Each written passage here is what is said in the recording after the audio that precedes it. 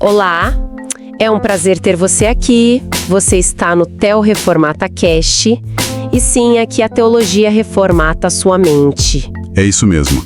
E hoje vamos mergulhar em uma literatura que vai fazer a sua mente expandir. Vamos começar a nossa análise do livro O Verdadeiro Evangelho, escrito pelo autor e pregador Paul Washer. Exatamente. E vamos focar no primeiro capítulo, que já começa com um tema bem forte e para muitos até desconfortável, né? Muito. O título já diz tudo. A extrema pecaminosidade humana. É um tema que ele considera assim fundamental para entender a mensagem central do Evangelho. O livro começa com uma afirmação que todo mundo conhece, pois todos pecaram. Mas o autor nos convida a ir além do que a gente está acostumado a ouvir. Sim, ele vai na origem da palavra. A palavra pecado, na sua origem, significa literalmente errar o alvo. Certo. Mas a imagem que ele usa é muito poderosa.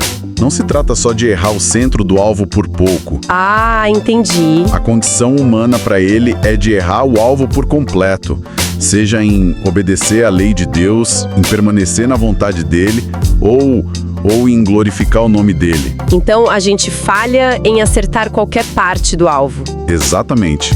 Falhamos em tudo. E o autor argumenta que, ao ouvir essa verdade, a nossa reação não deveria ser tipo de indiferença. Sim. Mas sim de cairmos de joelhos em adoração e, gratidão pela salvação que nos livrou de algo tão terrível. Mas por que será que essa verdade que é tão séria já não nos impacta tanto? Pois é, o autor usa uma analogia ótima para explicar isso. É a da primeira vez que ele cruzou a Cordilheira dos Andes. Ah, eu li essa parte. Foi uma experiência incrível para ele, né? Majestosa, incrível. Anos depois, levando um grupo de jovens, ele se pegou roncando no meio da viagem. Nossa, a majestade se tornou comum pela repetição. Perfeito. E ele aplica isso à forma como a gente lida com a doutrina do pecado. A gente ouve tanto que todos pecaram que a frase, ela perdeu seu poder, perdeu sua, como ele diz, majestade terrível. Faz sentido. É como aquela metáfora do peixe que não sabe que está molhado porque a água é tudo que ele conhece. Isso. O livro afirma que nós nascemos no pecado, fomos concebidos em pecado, vivemos num mundo caído, onde o pecado é a única realidade que a gente conhece. Tem uma citação das escrituras que ele usa que é bem forte, né? Tem, que a nossa sociedade bebe iniquidade como se fosse água. Nossa. É bem pesado. E o ponto central que o autor levanta é: por que o pecado é algo tão terrivelmente sério? E a resposta é direta. Porque todo pecado é, em última instância, cometido contra Deus. Ele usa o exemplo de Davi, que pecou contra o povo dele, contra Batseba, contra Urias. Exato. Ele cometeu crimes horríveis contra pessoas. Mas no final, na confissão dele a Deus, ele diz: pequei contra ti somente. Isso é surpreendente. Pois é. Isso mostra que a ofensa maior é sempre contra o Criador. A gravidade do pecado não está no ato, mas em quem é o ofendido. E a gravidade disso é imensa. Infinita. O livro argumenta que cada pecado que você comete é cometido contra um Deus infinitamente digno e bom. Logo, o seu pecado é de gravidade infinita. Uau! A gente não peca contra um líder qualquer, mas contra o Rei da Glória. Tem uma imagem que ele pinta para ilustrar isso que eu achei fantástica. A da criação? Essa mesma. Deus diz aos planetas para se colocar em órbita. E eles obedecem. Diz às estrelas onde ficar, e elas obedecem. Ordena ao mar o seu limite. E ele obedece. Mas quando Deus diz ao ser humano, venha, o ser humano diz? Não. Essa é a perversão do nosso pecado, segundo ele. É uma anomalia no universo. E o problema é ainda mais fundo. Não se trata só de cometer atos pecaminosos. Não. Esse é um ponto crucial. O autor é enfático. O ser humano não simplesmente comete pecados. Ele é nascido no pecado. Nossa própria natureza é corrompida desde o início. Exato. Ele cita Gênesis, que diz que era continuamente mal todo o desígnio do seu coração. Para ilustrar essa maldade que já nasce com a gente, o livro conta uma história sobre um bebê de 18 meses. É uma história bem forte essa. Sim, o bebê vê um relógio brilhante no pulso do pai e tenta pegar. O pai afasta a mão e diz, não. E o bebê chora, grita, se joga, tenta de novo E o autor conclui que se aquele bebê tivesse a força de um homem adulto, Ele espancaria o próprio pai para arrancar o relógio do braço dele. é uma conclusão chocante.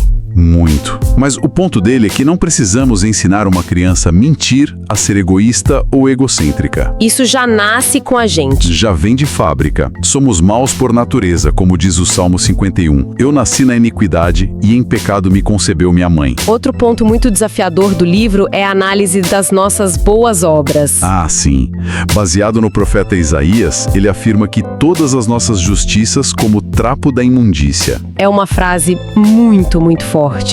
Como ele explica isso? Ele usa outra analogia poderosa, a de um leproso. Certo. Imagine a pior condição de lepra possível. Agora imagine que pessoas bem intencionadas cobrem esse leproso com a seda mais fina e cara que existe. A seda é linda, mas por poucos segundos, imagino. Exatamente. Logo a corrupção, o pus e o sangue do leproso começam a vazar e a manchar aquela seda. Tornando a seda tão corrupta quanto o próprio homem? Isso.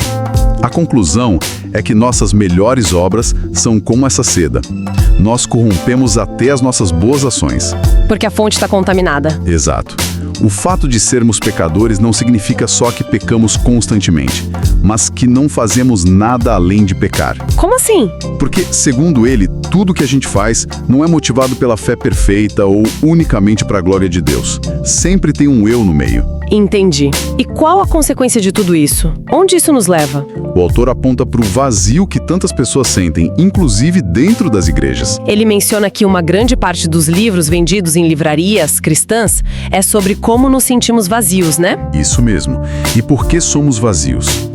O livro argumenta que a razão é que fomos feitos para uma pessoa, para Deus, mas vivemos focados em nós mesmos. Sempre nós, eu. Exato. E quanto mais temos de nós, mais vazios nos tornamos. É um paradoxo. E é aqui que ele reinterpreta a famosa frase "todos pecaram e carecem da glória de Deus". Que geralmente a gente pensa que é sobre não alcançar um padrão, um plano. Exato, uma falha nossa. Mas ele diz que não é só isso. Não. É sobre não glorificar a Deus como Deus. Fomos criados por Ele, somos sustentados por Ele a cada respiração. E usamos nossa vida para nossos próprios sonhos, desejos e propósitos. Isso. Retiramos de Deus a glória que lhe é devida. Esse é o roubo fundamental. Esse primeiro capítulo é um diagnóstico profundo e, sem dúvida, muito forte sobre a condição humana. Um diagnóstico brutal, na verdade. Sim. E no nosso próximo encontro, vamos continuar essa análise e ver qual é a resposta do Evangelho para essa condição. Não dá para perder a parte 2. De jeito nenhum. E para não perder, não se esqueça de se inscrever aqui no canal e ativar o sininho para receber as notificações. Isso mesmo.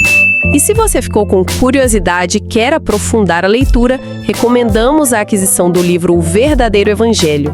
O nosso link de afiliado está aqui na descrição e comprando por ele você ajuda muito este projeto a continuar. Muito obrigada pela sua companhia. E até a próxima!